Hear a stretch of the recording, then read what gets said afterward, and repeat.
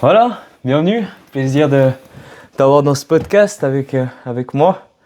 Moi aussi, merci. C'est ton premier podcast, j'imagine. Ouais, je pense que c'est le premier de ma vie, c'est Ouais. pas trop ma génération. Non, t'as eu plus des interviews, toi, je pense, avec la télé ou des choses comme ça. Ouais, journaliste, Ouais. différentes choses. Le podcast, c'est un peu plus notre télé à nous, notre génération, donc voilà. Mhm. Donc voilà, pour le présenter en quelques mots, Reynald Parmelin, propriétaire pour encore quelques jours, mois ou années du domaine La Capitaine. Donc vous l'aurez compris, c'est mon papa, tout bêtement. Donc toi, c'est toi qui a en fait commencé, je dirais, le domaine La Capitaine, qui l'a fait naître et croître. Mhm. Mais je pense que le plus simple, c'est que toi, tu parles un peu plus du domaine, vu que tu l'as connu avant moi, et puis que tu te présentes en quelques mots et juste tu racontes un peu ce que tu as fait, quoi. Ouais, alors écoute, je suis fils de vigneron, petit-fils de vigneron, moi je suis la 8e génération, tu pourrais être la 9e si tu travailles bien. Euh, Mon papa est la première génération qui est purement vigneron. Mon grand-père a donné l'agricole à mon oncle et le viticole à mon papa. Ce qui fait que c'est la première génération qui a travaillé, qui a vécu que du vin. Et après moi, j'ai repris, mais j'ai un frère, Yvan, qui est plus âgé que moi, qui est revenu au domaine avant moi, parce qu'il s'est marié relativement tôt, entre parenthèses, et puis qui voulait être indépendant. Donc tes grands-parents ont dit, ben ouais, on va remettre à notre fils aîné, mais on va remettre aux deux. Ils n'ont pas voulu remettre qu'à un. Et puis moi, j'étais relativement jeune, j'avais 26 ans. Et puis ça, c'est en 1990. Et là, ils ont remis aux deux moitié-moitié ce qui appartenait à mes parents, à tes grands-parents. Et puis tout ce qui était en location, qui était en tâche, c'est mon frère qui l'a repris, Yvan, ton oncle. Et puis moi, j'avais un domaine qui était trop petit, on va dire, ça faisait 3 hectares en propriété. Donc j'ai été travailler à Changin, à l'école de Nau. J'ai travaillé pendant 7 ans à Changin. Après, j'ai aussi voulu voyager un tout petit peu. Alors, pendant que j'étais à Changin, j'avais fait un peu un deal avec l'ancien directeur, ancien, avec Monsieur Schopfer. Parce que comme je voulais faire le tour du monde avec ton parrain, avec Jean-François, qui est aux États-Unis maintenant, j'ai dit, mais je peux pas voyager si je vais à Changin. Par contre, j'aimerais pouvoir avoir par-ci, par-là des trous. Et je suis parti une fois aux États-Unis pendant 3 mois. Travailler, faire un stage, à vrai dire, dans la Napa Valley. À vrai dire, on tournait entre la Napa, la Sonoma et Glen Valley. Donc en Californie. En Californie, ouais, tout à fait. Et puis, 2 ans plus tard, je suis parti en Australie, où là, je suis parti 6 mois, où j'ai fait un peu le tour des caves aussi en Australie et en Nouvelle-Zélande. Voilà. Après, je dirais, j'ai une formation qui est tout à fait traditionnelle. Alors, un apprentissage où je suis parti la première année en Suisse allemande, au bord du lac du Zurich, à Steffa. Et puis là, j'ai eu beaucoup de plaisir. J'ai beaucoup aimé le suisse allemand, alors que l'allemand, c'était pas vraiment ce que je préfère à l'école. Je pense comme beaucoup de gens, j'étais pas mauvais, loin de là, mais disons que les terminaisons et autres, j'étais moins copain. Et puis le suisse allemand, bon, on coupe un peu les terminaisons, ça c'est sympa, ça m'a assez plu, à vrai dire. En plus, j'avais un super patron. C'est vrai que je me suis super bien entendu avec mon patron. Il avait des fils qui avaient à peu près mon âge aussi. Je faisais du football là-bas aussi, donc tout de suite j'étais incorporé à une équipe de foot, des copains et tout. Donc c'est quand même beaucoup plus facile, un peu comme tu as fait toi aussi. Hein. Même exactement comme ta femme, peut-être un petit peu plus âgé que moi. Moi j'avais 16 ans, donc je suis sorti de l'école le samedi. On était encore à l'école le samedi en ce temps-là. On a eu les promotions le samedi après-midi. Le dimanche j'étais en Suisse allemande, le lundi je travaillais. Donc voilà, c'était assez rapide, mais ouais, beaucoup de plaisir. C'était une place d'apprentissage qui était assez rigolote parce que moi, j'ai toujours adoré les vaches. J'ai toujours beaucoup aimé l'agriculture.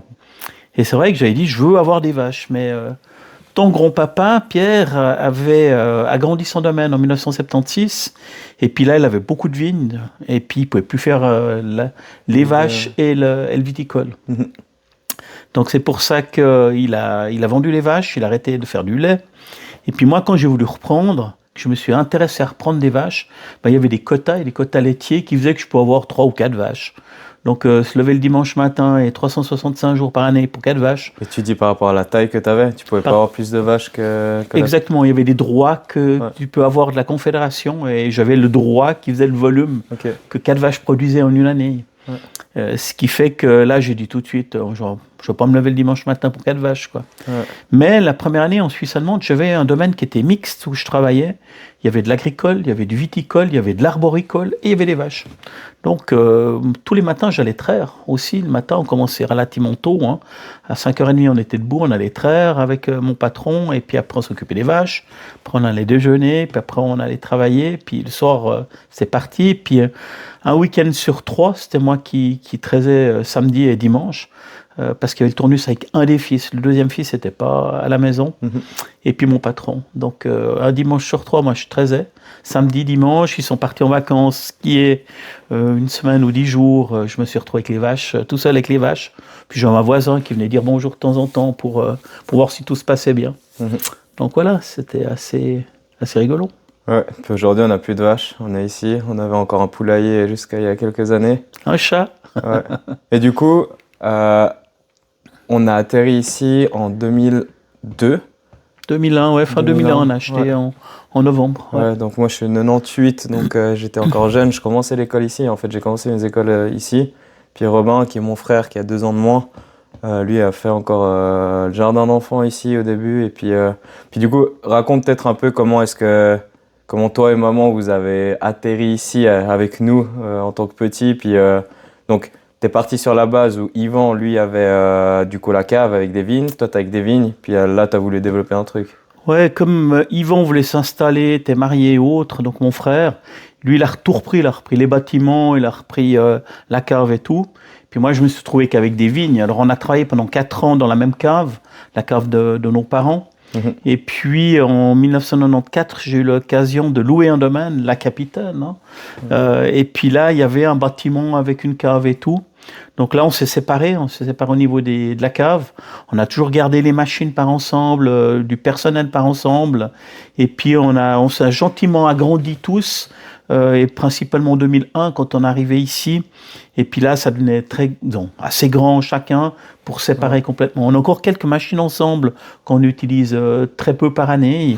On se donne des coups de main, on se prête du personnel s'il y en a qui est en retard ou des choses comme ça. Mais je dirais que on a les deux un domaine assez grand pour être équipés séparément, on va dire. Ouais. C'est cool. Puis du coup, ça c'était en 2002, fin 2001. On est en 2025. Maintenant, le domaine fait 25 hectares, on est à 23 cépages différents, on a une gamme qui est super grande, c'est impressionnant Enfin, moi, je l'ai vécu de l'intérieur, donc c'est super différent, mais de ce que j'entends des échos, ça s'est développé vite. Alors, il y en a qui ont des super trucs aussi à côté, qui sont impressionnants. Moi, je vois de ma génération, en quelques années, il y en a qui ont construit des trucs, mais c'est quand même un métier difficile. Qu'est-ce qui a fait que toi, tu t'es développé comme ça? Qu'est-ce qui a fait que tu as pris cette direction? T'es parti aussi en bio très très vite. Donc, ouais, je sais pas, comment t'as vu un peu le domaine se développer? Qu'est-ce que tu fais au jour le jour pour le développer, quoi? Quand on veut développer quelque chose assez rapidement et bien, il faut être deux, tout simplement. Donc c'est grâce à ta maman aussi qui travaille dans l'ombre de moi, entre parenthèses, parce que bien sûr que c'est mon nom qui est mis en avant et autres, mais je dirais qu'on est deux et c'est grâce à Suzanne qui est toujours là, qui fait toute l'administratif. Je veux dire, moi je peux faire le meilleur vin du monde, si l'administratif ne suit pas, ça ira jamais, quoi. Donc voilà, il faut quand même être deux, et puis moi ça me permet de pouvoir me concentrer sur le professionnel. Moi je fais uniquement le bureau professionnel, tout le reste je m'en occupe pas. Après aussi, elle a aussi la chance d'être suisse-allemande d'origine. Elle a fait toutes ses écoles ici en Suisse romande, à Rolle, hein, mais elle est quand même bilingue, entre parenthèses. Moi, je parle aussi suisse-allemand, mais quand il faut écrire, c'est un peu plus compliqué. L'anglais aussi, elle est plus que parfaite en anglais parce qu'elle a fait un proficiency. Donc nous, dès qu'il faut écrire en anglais, c'est elle qui s'en occupe. Moi aussi, je tape de 2 doigts, donc j'ai le système aigle où je cherche la touche et je tape dessus. Ouais. Donc voilà, j'ai jamais pris le temps de travailler avec 10 doigts. Donc je travaille avec mes 10 doigts quand je suis à la ville, mais quand je suis au bureau, je travaille plus qu'avec 2. Ouais, c'est un autre rythme, Ouais. Et puis de voir maintenant, moi qui reviens sur le domaine, donc je suis rentré, comme j'ai dit dans les précédents podcasts, de voyage. J'ai fait 2 ans à l'étranger, maintenant je reviens. La transition se fait tranquillement. De voir que ton fils, je sais pas, il fait des podcasts comme on fait aujourd'hui, ton métier a quand même, je pense, évolué. Enfin, tu parlais de traire des vaches, alors ça fait très cliché entre guillemets, il y en a toujours qui traient des vaches, mais le podcast n'existait pas, toi, quand tu as commencé le vin. Ouais, Alors, non. tu avais la télé qui était en noir et blanc, de nouveau un peu cliché, mais c'était le cas. Et puis, de voir que maintenant on fait la promotion, on peut communiquer. Moi, je suis hyper content de partager avec eux tout ce qu'on fait tous les jours, qu'ils peuvent te voir, parce que c'est pas juste moi, j'ai atterri, j'ai un domaine, c'est de voir l'histoire qu'il y a derrière. Comme tu l'as dit, 8e génération, 9e génération, donc il y a vraiment tout ce qui s'est passé avant. Et que c'est pas juste des choses qui apparaissent, il y a du travail, il y a toute l'histoire qui va sur le nom de la capitaine, sur la bouteille bleue, que tu pourras peut-être raconter juste après, mais comment est-ce que tu vois le métier évoluer au jour le jour? Ça, c'est rigolo, ouais. C'est vrai que c'est un métier qui évolue beaucoup. On a un mixte entre la tradition, je fais des choses que mon grand-père faisait, et puis des choses que mon papa a jamais fait aussi. Donc quand je regarde en arrière ce que faisait ton grand-père, je trouve que je fais pas le même métier, mais pas du tout le même métier, donc ça a complètement changé. Mon papa était plutôt un producteur de raisins, il faisait du vin, et puis s'occupait moyennement de la vente. Hein. La vente était très moyennement développée au domaine, et puis maintenant, c'est le nerf de la guerre, et ça je l'ai compris très rapidement, que le nerf de la guerre, c'était de vendre du vin. Donc, quand tu veux vendre du vin, après, il faut se démarquer. C'était la bouteille bleue. Je voulais pas faire comme tout le monde. J'ai jamais voulu faire comme tout le monde. Parce que quand on fait comme tout le monde, on est pris dans la masse. Et puis, on n'arrive pas à se démarquer. Alors le bio, c'était pas une question de se démarquer vraiment, c'est une conviction, je dirais. Avec tes grands-parents, on a toujours trié les déchets et autres, donc c'était déjà dans l'ADN. Après, quand j'ai travaillé en Australie et aux États-Unis, les 2 fois, j'ai visité des domaines ou travaillé dans des domaines bio, où ça m'a passionné, on va dire, de voir qu'on pouvait faire différemment. Après, comme je travaille à Changin, je suis aussi un technicien. Et quand on est technicien, on va aller le plus loin possible, on veut avancer. Et le bio était la façon de continuer. 10 ans plus tard, c'était le Déméter, la biodynamie. Ouais. C'était de nouveau une façon de passer une étape le plus loin, d'aller encore plus loin. Et puis la dernière étape, c'était quand on a commencé à faire des vins nature. Maintenant, on en a 3. Donc des vins sans soufre rajoutés. C'était la suite logique. C'est chaque fois une suite logique. Ouais. C'est chaque fois des étapes qui sont arrivées à peu près 10 années plus tard. Et c'est ça qui est sympa, quoi. Ouais. Et puis du coup, comment t'as atterri avec la bouteille bleue? Parce que moi, on pose souvent la question, mais c'est pas du tout moi. Je dois souvent répondre parce que c'est la marque du domaine. C'est comme ça qu'on nous reconnaît. Moi, je l'ai pas inventé. La bouteille bleue existe avant moi même. Donc comment t'as atterri sur une bouteille bleue? Pourquoi bleu aussi, pas une autre couleur? Ouais, alors ça c'est simple, c'est que quand je suis parti en bio, l'image du vigneron bio, c'était une grande barbe, des socolis, puis qui roulait qu'une 2 chevaux. Donc les socolis pour les gens de ma génération, parce que moi je connaissais pas le mot, c'est pour ça que je rigole. Les socolis, peut-être tu peux expliquer, c'est des grosses chaussures un peu presque en bois, un peu comme des babouches pour nous. Et puis c'était vraiment pas la mode, disons. Donc ouais, je te laisse peut-être continuer. Donc, le bio était vraiment pas à la mode, quoi. Non, il était pas à la mode. C'était vraiment 68 heures, c'était Woodstock et autres. Et puis moi, c'était plutôt le côté technique que je voulais montrer. C'est plus pointu de faire du bio, c'est plus compliqué de faire du bio. Et je voulais montrer ce côté-là du bio, pas le côté 68 heures, entre parenthèses. Et puis j'ai vu plein de bouteilles de toutes les formes et tout. Et un coup, je suis tombé sur cette bouteille bleue. Puis là, c'était en 1994. C'était où? Je suis en France sur une expo professionnelle, c'était à Bordeaux. Et puis je suis tombé sur cette bouteille, puis là j'ai dit partir en bio en 1994, plus une bouteille bleue, pour dire en bon vaudois, c'est gonflé, quoi. Ça faisait un petit peu beaucoup. Donc cette bouteille bleue est quand même restée 6 mois sur le coin de mon bureau. On est parti en bio, et la première année j'avais une belle bouteille verte, comme on les faisait bien avant, avec une étiquette blanche. Donc quelque chose de magnifique, vraiment un beau design. Et puis bon, cette bouteille bleue, je la voyais tous les jours, on venait au bureau. Et puis un jour, j'ai dit, non, j'essaye. Donc là, j'en ai fait 500. Et puis, on a fait le test avec les clients privés, bien sûr, pour commencer. Et là, c'est assez rigolo. C'était blanc ou noir. C'est où les gens adoraient, où les gens détestaient. Mais la grande majorité adorait. Par contre, au niveau de mes collègues vignerons, œnologues et autres, c'était une catastrophe. On ne met pas du vin dans une bouteille bleue, ça se fait pas et autres. Ce qui a été une très bonne chose, on va dire, parce que personne m'a copié. Tout le monde m'a pris pour un fou furieux. Et puis, moi, j'ai continué. Au fur et à mesure que j'ai mis en bouteille, j'ai remis avec des bouteilles bleues. On a quelques petites exceptions. On a le rosé, par exemple, parce que là, c'est important de voir la couleur du vin, ouais. Mais comme j'ai un fils qui arrive, il m'a dit, mais il faut essayer la bouteille bleue. Donc l'année passée, ou ce printemps, pardon, on a mis 400 bouteilles bleues avec du rosé dedans. Et puis on est en train de faire le test maintenant, comme tu l'as vu. On teste un peu nos clients, on va voir au cas ouvert. Prochainement, on va voir un peu la réaction des clients. Mais... Puis ça, d'ailleurs, je pense c'est le meilleur exemple, enfin un des meilleurs exemples pour montrer cette histoire de transition et de montrer qu'on collabore ensemble. C'est pas moi j'arrive, je suis jeune, j'ai les meilleures idées parce que je suis le futur. Et c'est pas non plus toi t'as toujours raison parce que t'as l'expérience. C'est vraiment un mix. Et on s'est dit, bah, toi t'as fait les bouteilles transparentes parce que le rosé, les gens voulaient voir la couleur du rosé. Moi je trouve que l'image de marque de l'entreprise, c'est les bouteilles bleues. Et les gens viennent nous demander des bouteilles bleues sans des fois vous dire ce qu'ils veulent dans la bouteille bleue. Et la solution, c'est pas dire on prend bleu ou blanc ou transparent, c'est dire on demande aux gens. Parce que c'est les gens, enfin vous qui allez venir au domaine, qui allez acheter la bouteille, qui allez avoir raison. Le but c'est de vous faire plaisir. Nous, le vin, on le connaît. En guillemets, on pourrait choisir, nous, si on choisit bleu ou transparent pour nous personnellement. Mais du coup, chaque personne qui vient au domaine pourra nous donner son avis sur la bouteille bleue ou la bouteille blanche et puis choisir. Donc c'est aussi cool de les faire participer sur ça. Donc, je dirais qu'il faut pas oublier, moi je viens vraiment de famille de vignerons. Mon grand-père du côté de ma maman était vigneron, c'est un meunier de Tartenien, pays des bovins, du bon vin, pardon. Et puis mon papa était vigneron aussi, mon grand-père était vigneron, donc moi je suis vraiment d'une famille de vignerons. Tous mes cousins sont vignerons, il y en a un qui a mal tourné, qui a une fiduciaire ici à Gland, mais c'est un excellent dégustateur et fanatique de vin, donc on le tolère parce qu'il boucle nos comptas, donc voilà. Mais c'est vrai que tout le monde est dans le vin et c'est vrai qu'on a un petit peu faussé. Il faut de temps en temps essayer de repousser un peu les limites et puis se dire, j'ai eu un bon exemple avec ton parrain qui est aux États-Unis. Quand il est revenu travailler en Suisse, il a dit mais il faut qu'on fasse du surgreffage. Surgreffer, ça consiste à changer le cépage. Des fois, on a planté des vignes il y a quelques années, elles sont toutes jeunes et puis on se dit ça va pas, c'est pas ça, ou on veut mettre autre chose et tout. Donc on peut schématiquement couper le cépage, la partie production, et puis mettre un autre cépage. On peut passer de blanc à rouge, de rouge à blanc et autres. Et puis ça, c'est quelque chose qu'on n'a jamais fait en Suisse. Et quand il est venu, puis qu'il m'en a parlé, j'ai dit, il faut des climats quand même relativement chauds pour que ça fonctionne bien et tout.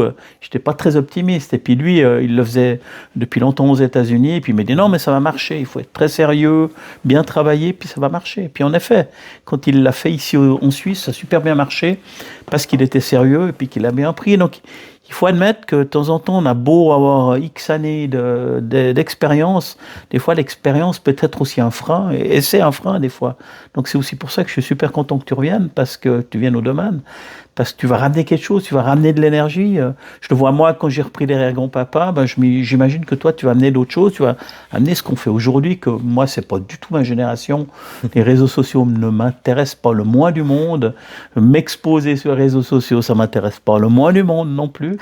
Mais c'est l'avenir quand même. On a vu avec le Wine Bar, quand elle a ouvert juste après le Covid, on a fait de la publicité que sur les réseaux sociaux et c'était extraordinaire le monde qu'on a eu. Donc moi aussi, c'était un électrochoc quand on a ouvert le Wine Bar, de dire tiens, pour moi c'est pas comme ça. On travaille avec des mailings par des emails et compagnie, et puis d'un coup on se dit les réseaux sociaux et c'est vraiment une autre façon de travailler que nous on a. Donc il faut avoir cette humilité de voir qu'on connaît pas tout, que les choses ont changé, à vrai dire. Et que nous, on est resté un petit peu bloqué, même si on évolue tout le temps. Je pense qu'on n'est pas un domaine qui est bloqué. Je ne fais pas aujourd'hui ce que je faisais il y a 30 ans. Loin de là, mais je dirais, on commence à vieillir et puis c'est bien d'avoir du sang frais, quoi. Ouais. Peut-être pour conclure le podcast, est-ce que tu aurais un conseil à me donner maintenant que je suis dans la position, dans la situation que toi t'étais 30 ans en arrière ou 40 ans en arrière? Qu'est-ce que tu me donnerais comme conseil? Un seul conseil, il y en a plusieurs que je peux donner, mais pour moi le principal c'est rester curieux. Rester curieux toute ta vie, regarder ce qui se fait ailleurs, parce qu'il y a des très bonnes idées ailleurs, il y a des très bonnes idées dans d'autres métiers. Moi souvent je ne regarde pas que le vin, quand je vais à l'étranger ou n'importe où, dans une région, ici, chez des collègues, chez des amis, je ne regarde pas que le vin, je regarde plein de choses et tu peux changer en voyant une idée dans quelque chose, un autre métier, autre chose, et puis le faire venir dans le vin. Donc c'est rester curieux, rester formé aussi. La formation continue, c'est important, tu viens de sortir de Changea, tu as une super formation. Mais dans 10 ans, ta super formation, elle aura un petit peu vieilli, puis il y aura d'autres choses qui seront arrivées. Donc il faut continuer à te former en vigne, en cave et autres. Mais c'est ouvrir les yeux, ouvrir les oreilles, et puis écouter les clients, écouter plein de choses. Et en même temps, il faut aussi avoir ton idée, puis foncer. Parce que moi, si j'avais écouté les gens, j'aurais plus de bouteilles bleues depuis très longtemps.